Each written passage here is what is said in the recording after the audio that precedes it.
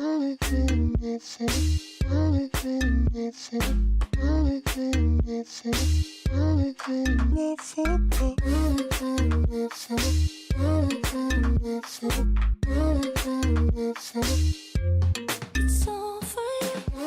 guys. Hey everybody. Welcome back to another SpokenHome video. As you can see, this will be a sit-down type video, which I know you guys like. And if you want to continue to see videos like this, just be sure to give us a thumbs up so we know. We thought it would be really cool to share some things that are not so great about NYC. We've had several videos. It is great. We love it. Yeah. But there are aspects that we absolutely hate, and we thought that it might be interesting to share those with you. So we put together 10 items, right?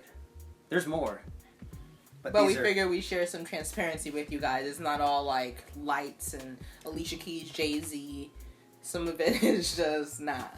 I haven't experienced that yet, actually. But number 1, the MTA subway experience.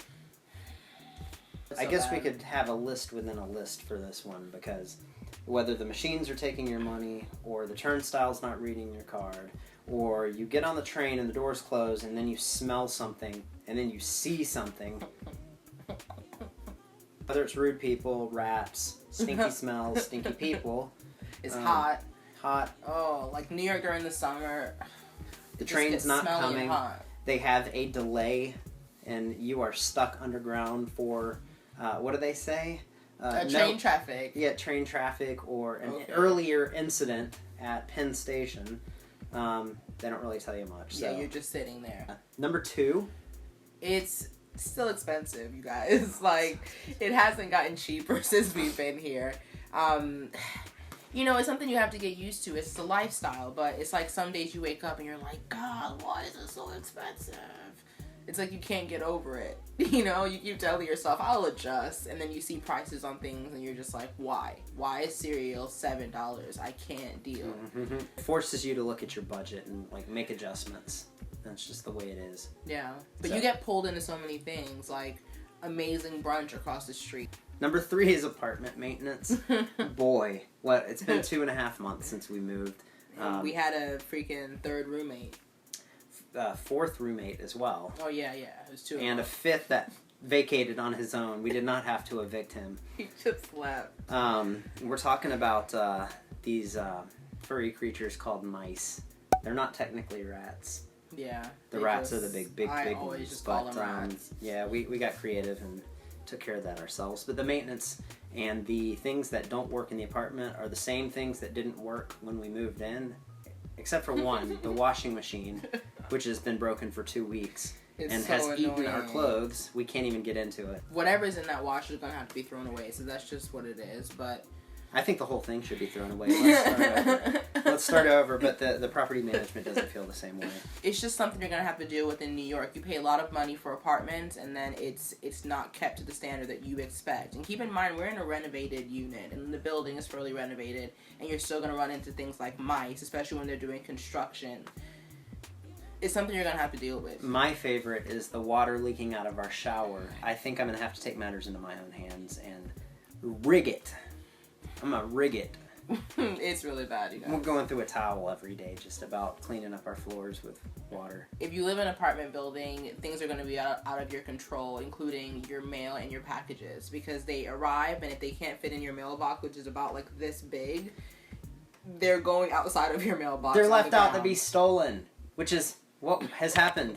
Twice. And magically, the video surveillance system that, oh God, how many cameras are out there? Probably 7. Yeah, we can't go back and look because the super can't figure out the camera system. And he's waiting for them to get back to him. We're not holding our breaths. Us moving forward is to get a P.O. box or find like a trusted place that you don't mind your mail coming to, like a friend who maybe has a doorman in her building or work, but it's inevitable. What's crazy is our apartment is access controlled, but there are people that don't live here that have the code. None of this makes any sense to me, but that's the way it is, and that's New York for you. So, are we number 5 now? Ratas. I think we covered that one pretty vividly earlier. I have Más ratas. I invested in a couple of sticky traps. After probably 2 weeks of really trying to refuse, the fact that I had heard mice in the kitchen, I finally broke down and caught one, and then I caught another, and that's not fun. I don't want to kill mice. I'm not a killer. I think about Ratatouille when I see them, and I get really sad. The dog, I don't want them our dog's going afraid of him. toe to toe with them. You know, he's pretty small. But they were stealing our food. Yeah. They were going into our eating holes.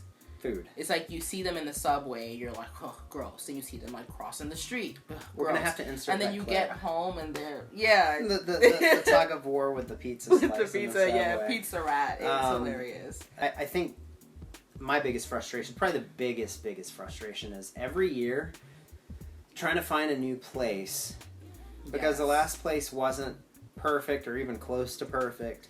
It's like finding your forever home. You know, we had to do it in Georgia. We had to find that city that was like perfect for us, the right area, the commute wasn't too bad, you know, the right size house, whatever. But I feel like in places like Georgia and suburbia, it's more in your control. When you're in New York, you're not going sight unseen. I mean, you're touring the apartments, but you don't know what it's like to live there until you move in. And then after the first month, you're like, why is this happening? Why is this happening? Why is a random person knocking on my door that I don't know? Why is my mail stolen? You have to kind of figure it out by trial and error, and it sucks because you spend a lot of money in rent to do that trial and error, and then you move again. So we told you guys like a couple months ago that we were moving, we were excited, and here we are, and we're going to be moving again at the end of our lease because we just don't think this is going to be the forever home for us. Like, we just don't want to like decorate too heavily because we are pretty sure we're leaving, and we hate it. We hate moving. Yeah. Like, you guys know what we've been through with moving. We hate it. But here we are again. So just keep that in mind. This is why you don't want to accumulate too many things. You have to kind of be a nomad and be able to move until you find the right spot that you can really settle down. And hopefully that's our next one. Hopefully. We'll see. Number 7.